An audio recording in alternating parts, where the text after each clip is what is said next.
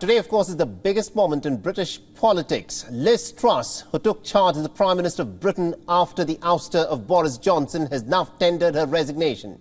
She served as the Prime Minister for all of 45 days, going down the history books as the shortest serving Prime Minister in British history. She, of course, made this announcement earlier this afternoon. Listen in to what Liz Truss had to say.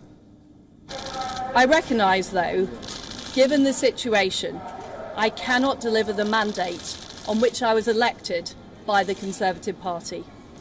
I have therefore spoken to His Majesty the King to notify him that I am resigning as leader of the Conservative Party. So this is how long her tenure has lasted, all of 45 days. The fact that the clock was ticking was never in doubt. But what no one expected was how rapidly things would in fact unfold for Liz Truss. She announced that the Conservative Party will now go into that process all over again of choosing the next leader. So she is now the shortest serving Prime Minister in British history. Liz Truss is also the fourth Conservative Prime Minister to resign in the span of the last 6 years.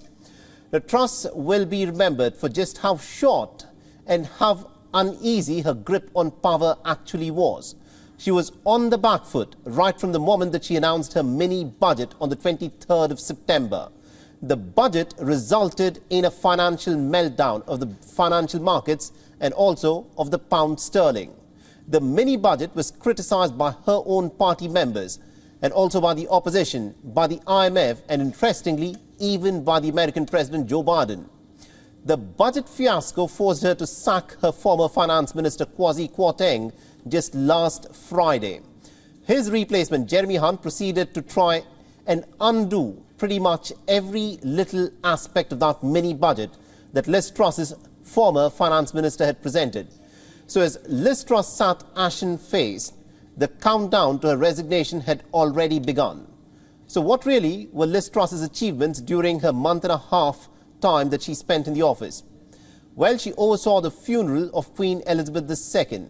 Her successor will be the first British Prime Minister who will be sworn in by King Charles III. The Conservative Party will choose its next leader by early next week. And so the big question, of course, is who is in the running now to be the leader of the Tory party and also to be the next Prime Minister of Britain? So is it finally time for Rishi Sunak to in fact rise? The former Chancellor, remember, had lost to Truss in a pretty close race in the last round. He had also rubbished the Trussnomics early on. The present Chancellor, Jeremy Hunt, had also backed Sunak the last time round. And Hunt, remember, has already stated that he is not in the running to be the next Prime Minister of Britain. So if it is not Sunak, then the question, of course, is it the time for Ben Wallace to, of course, throw his hat into the ring to be the next Prime Minister?